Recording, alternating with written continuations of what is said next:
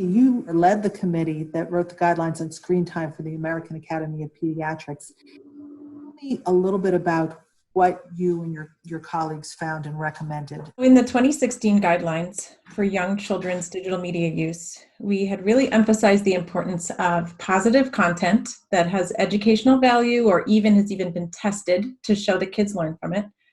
Co-viewing or helping your child process and understand what they're seeing on the screen and carrying it over into your 3D experience with them. And having some limits so that little kids can get all the other things they need in a day. So they can get sleep, they can get meals and play and other things. So we recommended no more than an hour of entertainment screen time. That doesn't count things like video chatting with your grandparents or sitting together and reading an ebook or other things like that. So the world has changed a lot in the past 2 months. And when we knew that school closures were coming, and that families were going to have to take care of their kids at home, and that we were all experiencing a lot of new stress, my council at the American Academy of Pediatrics decided to put out a tip sheet with some guidance for how parents should think about media use during this time. We didn't want parents feeling guilty or worried that their kids were going to be spending more time in front of screens, because we all are, because it's how we now communicate and connect with each other, access learning through school, or just relax, because there's a lot going on in the world and we all have to stay inside. The great thing, being a medical professional, the thing I so appreciate about parents staying home with their kids is that it's really working. It's helping save lives. It's helping reduce case counts, but it is one of the hardest things many parents have ever done. And so we wanted to keep that context in mind when giving new screen time guidelines. These aren't new official guidelines. They're really just guidance so that parents can say, how can I make the best out of this and not feel like I'm damaging my child or wasting time or displacing other interactions that we need right now. Some of those suggestions for parents. We wanted to encourage parents to think about media in a couple new ways. Number one, how is it meeting your family's needs right now? Your needs for social connection, to grandparents or family members that you want to check in on, you want to help, to your community. So how can you make sure that people are getting the food or support that they need when they might be isolated? How can you use it for good so that you're doing a positive thing by connecting with people through media rather than it being used just to escape? Because, the world is pretty stressful right now, and we understand that lots of us use media to calm ourselves down or to take a little escape from the world. But we wanted to urge families to put some limits around how much they're using entertainment media, because there's so many other things that help us heal as families when we're going through something stressful. So sleep is one of the most crucial ways that we stay calm and regulated during stressful times. Having face-to-face time where you're laughing and you're dancing or you're cooking or you're just telling stories, or you're making some meaning out of this difficult time that we're in, those sorts of moments are really important for helping your children build resilience and get through a difficult time. And those don't happen as easily just through watching media together. Those are the sort of things that really take a lot of our day-to-day human interactions. So we wanted parents to preserve that time.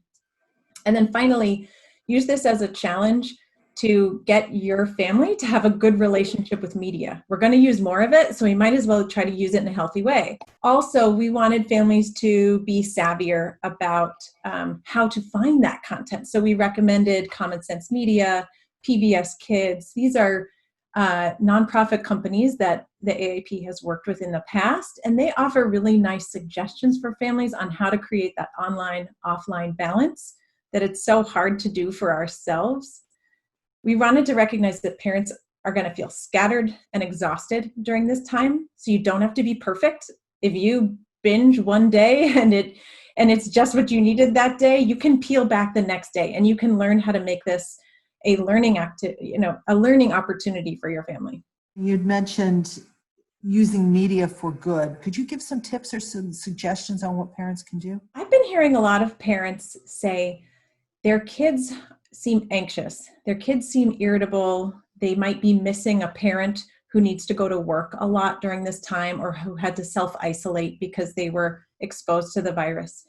I'm hearing parents say that kids seem worried about grandparents. So when we are worried and anxious and feeling helpless because so many things are controlling our behavior right now, I've been recommending that they use media as a way to actively try to channel whatever their worry is into a helper type of activity. So here's an example. A family whose parent is self-isolating, could you take a few funny clips of video clips or jokes? Could you do have video chatting where you use funny puppets or little figurines that you might use at home that you might normally play with that person in real life? And so using media as a tool to connect, to relieve some stress from the person on the other end, and to relieve the stress of your children who need a little playfulness right now. And there's a lot of playfulness you can get through funny video clips, video chatting where you play games together, or even just checking in on what your classmates are doing. What are they posting, on the educational website? In my family, we use Seesaw, where they might be able to check in on what their classmates have posted for different science projects. These are ways that we stay socially connected and thinking about our friends without being able to see them every day. Is there a guideline? The screen time hours question is so hard to answer. And here's why. It's because, number one, this has never happened before, so we don't have research to back up my answer. I can't give an evidence-based answer. Number two, families are so different. Some families might hardly use any media. So if I said use 2 to 3 hours a day, they might think I'm crazy, that's too much. Another family that loves media and plays lots of video games might think that's too little. So here's what I would suggest. Number one, don't consider the e-learning that your children might be doing. Don't consider the video chat that you're doing with grandma. Don't consider that screen time, right? That's learning time. It's social connection time. It's how you're using media as a tool to do the things your family and your child need right now. So don't enter those into your calculations. Think of your screen time, if that's the way you like to measure out how much media your child gets in a day, think of it as just the entertainment time. How much are you putting on a few videos to keep them occupied while you go get some work done? Or having them do something entertaining like watching a movie, just because you've kind of run out of things to do that day. That would be the time that I want parents to be more savvy about. And in that time, choose positive content that might have a good story. It might have characters who struggle with emotions and how to problem solve. Daniel Tiger is my favorite because that's written by psychologists who really want to teach young kids how to handle big feelings, and lots of kids are having big feelings right now. So the more you can use content that has some sort of pro-social messaging and avoid the content that might be scary, it might be violent, it might be sassy. Parents, you don't need that right now. You don't need a riled up kid right after they just watch that. So that's where you want to be as choosy as possible for that extra batch of screen time that your child might be getting right now. So the other thing is, think about your specific family. If you're a family that really almost had never had screen time. I know some families who never had a TV and now they just got one for this purpose. I know some families that, really, really tried hard to keep very strict limits on screen time. So let things go a little bit right now. It's totally fine to have your little one watch an hour or two of something very positive so that you as a parent can be calmer and can get a little bit of time to relieve your own stress or to get some work done. If you're a family that's worked really hard to set limits because your child is obsessed with video games, or you've already worked hard to keep them away from YouTube or whatever they just don't match well with, then keep those limits, but maybe add on some media use that's different. Maybe it's making stop motion videos or looking up, different jokes or science experiments or other things that are more creative uses of media. Maybe add a few more family movie nights, where if you only had it once a week, add it a couple of times a week. So these are ways to let things flex a bit, and then know, as long as you have a plan, you can peel it back once the world is normal again. And we will be actually eager, I think, to go out and see other people because we'll be missing it so much at that point. Parents who are working from home are spending an awful lot of time with phones to their ears and computers in front of them. Is there a conversation that parents should have with kids? Be very open with your kids about your own technology use and your kids' technology use right now. Open communication to be able to solve the problems together and be honest with each other is one of the best qualities to have when you're trying to have a healthy relationship with technology. And I'll be honest, as a mom who's now working from home full-time on my computer or my phone all day, I wish I had set up some expectations with my kids to say, these are the hours where I'm going to need this. And then I'm going to take some breaks and I'm going to come run around outside with you for 15 minutes, or I'll try to have lunch with you. Then they wouldn't be pounding on my office door, in the middle of my patient visits, because we would have set up a plan. So I think that's a really great idea. Number two is I want parents to realize this is so hard. We've never been asked to juggle so many things before. And just yesterday, I was on the phone with a mentee of mine, and my son, who's 10, asked me for help with some of his math work. And I said, can it wait until I'm done with my phone call? And then I heard him 10 or 15 minutes later crying because he was so frustrated with his math homework. And I felt so terrible because here I thought, we're just going to try and balance. I need to get my work done and then I'll come and help you. But his emotions have been raw lately because he really misses his teacher and his friends. And so I don't want to waste too much energy feeling guilty about that, but it did help me learn as a parent, okay, when he's asking for my help, he probably needs it right now. And it's okay for me to ask the person on the phone to let me mute myself for 5 minutes while I help him. So we're all learning lessons about flexibility. We're learning how to ask our employers to give us more flexibility. Some companies are going from hour-long Zoom or video meetings to 40 minutes, because really you can get as much done in 40 minutes as you can in 60.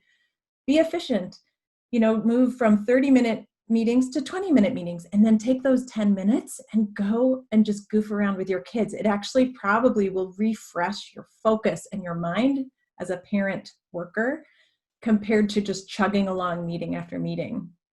So I'd like to ask businesses and employers to be flexible right now as well, that some emails aren't going to get answered until the kids are in bed, and that some emails might take longer to get answered. And that's okay. Our lives are so fast-paced, and I really think this is a time for us all to go easy on each other and easy on ourselves about recalibrating some of the expectations that we used to have about our productivity. Is there anything else that you want to make sure that parents think about in terms of screen use in their kids? Parents probably want some practical suggestions because right now our heads are full. There's so many things we're constantly trying to juggle or think about. And even if it's not all, let me rephrase that. It's not only that we have so many things to juggle, it's also that the information that we are trying to process from news or from our work, it's really heavy. It is really emotionally and cognitively demanding information that we're getting right now and having to deal with as parents. And at the same time, our kids are needing us emotionally as well. So I want parents to know that it is okay to be using technology to get a little bit of calm time and downtime in your family, but choosing it in ways that when you turn it off afterwards, your kids aren't acting any crazier. You yourself feel refreshed, and you can go on and do the things that are meaningful to your family. So, and sometimes you have to experiment. Like in my family, we've been letting my 6-year-old use audiobooks that come from the online library from his school. And it's actually been a really good match for him. He'll put on his headphones, read through some books while he's hearing the words. And then afterwards, he wants to talk to us about them. And he's calmer and, he's found it intellectually interesting. On the other hand, I let my 10-year-old browse YouTube for a while. I was just curious what he'd get into. And that was not a good match. And I learned that that's not the best place for him to spend an hour. Nothing bad happened. It's just that he found all the hours and hours of Star Wars related content on YouTube and then couldn't focus on work the rest of the day because all he wanted to do was go back there. So I think you can realize which media clicks really well with your child and which media is not a good match, and then just avoid those ones that are not the best match. If you have a little one, let's say you have a toddler who doesn't use that much media to begin with, but you want to let them watch, half hour, an hour, a couple episodes of something positive, I definitely recommend PBS Kids or other creators like Sesame Street or Blue's Clues, ones that have some evidence to show they actually teach little brains. I would avoid all the nursery rhyme stuff and, extra long videos on YouTube that just try to entertain your kids, but they're kind of shallow. They're not really as meaningful as some of the well-crafted educational media that you can find, on streaming video platforms or even just on regular PBS. If you, have an older child who is really, interested in seeing their friends more, but you're not ready for them to be on social media, then you can try to help them, use their email account to email with friends or IM with friends, instant message, so that they can at least have some sort of banter back and forth. I check my 10-year-old's email just to see what he's saying to his friends, because this is his on-ramp into social media eventually. And I want to make it a gentle entry where I can be there to say, oh, did you and so have kind of a misunderstanding about that? And at this point, he's 10, so he doesn't find it as intrusive as if when he was 16, I was reading through his email. There's lots of different examples that parents have told me. My patients' families tell me they're saving a little time for family movie night at the end of every day so that they are getting a little time to snuggle and relax together. I've heard some families say that they're trying to do just a couple hours of the e-learning or distance learning content from school and then try to spend the rest of the afternoon outside, because that's how they see their children the most focused and positive and organized. So I think there's no one-size-fits-all approach for families to take here, is what I'm trying to say. And I don't want parents to feel guilty that they're not meeting some perfect plan of how to use media. It's very much about who your family is. Has the World Health Organization and the American Academy of Pediatrics come out with any formal guideline or any formal statement on media use during this time? I haven't heard anything from the World Health Organization, which is interesting because, they are so actively involved in the pandemic response, and perhaps it's just that they have a lot of other things they're thinking about right now. The World Health Organization guidelines about screen media use that recommended no more than an hour a day between ages 2 and 5, they were very concerned with just having kids be active. They wanted to prevent obesity and some of the health effects of inactivity. I'd recommend the similar mindset right now is that physical movement really does help our children mentally also. I still don't think parents need to worry about that 1 hour limit, because if you need more than that right now, that's okay. And I don't want parents to feel guilty about that. But moving your body is calming in many different ways. Number one, with dancing, you get to work with another person to coordinate your movements. It's such an interesting social activity to dance with someone and move your bodies together. Number two, sports is a really important way for kids to get their aggression out, for them to feel mastery. I mean, kids don't feel a lot of control right now because they're being told what to do, on what to learn and how to stay home. So giving them ways to play, outside if they can, where they can exert some control and mastery, might also help them emotionally right now. I have lots of patients who are very sensory seeking, so they love to move and rock and, press their feet against their parents. And sometimes they just bowl you over with a hug without realizing that it doesn't feel as good on your receiving end. So those kids need a lot of time to move and jump, go on a trampoline. I wish they could go to the parks to go on the swings, but that's not recommended right now. So you may need to figure out your own obstacle course in your yard. You might need to, bring a speaker outside and have a dance party outside. That sort of creativity is what I hope parents can tap into right now, because it's very hard to contain a toddler or a little one who has tons of energy when you're all stuck inside together. So find a city park, find a local place where you can walk, and then you can just wonder at nature is waking up right now. It's important to know these life cycles go on, and this pandemic will end too. So we just need to remember that, the buds are on the trees, and the birds are coming back, and maybe that'll give you some sense of hope that things will get better. You had mentioned a site called Seesaw that you guys use to share photos. Seesaw is an educational technology site that it's just used by my school, our kids' school district. I would recommend, though, if parents want some resources for good media content, Common Sense Media has started a consortium of different children's technology groups that are higher quality. They've been vetted by experts, and it's all on this one website called wideopenschool.org. So when you go to that website, you choose your child's age range, and then you can go to this menu of different learning options. I keep directing my patients to the emotional wellness section because they have mindfulness videos and apps. They have different cartoons or stories that cover emotional concepts. And that's what a lot of my patients are needing right now, or my kids are needing right now too.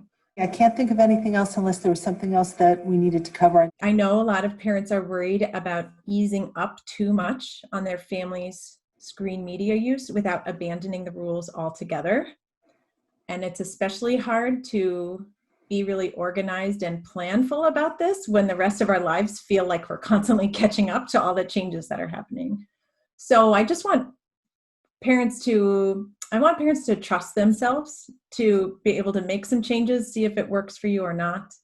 And then also challenge your kids to get off media themselves. That's one thing I think, if you have anywhere from a preschooler up to a teenager, you could say, you know what, we're going to be using media more, but I want to challenge you to know how to turn it off yourself. I don't want to always have to swoop in and, grab the clicker or grab the tablet out of your hands. I want you to show me that you can self-regulate with media.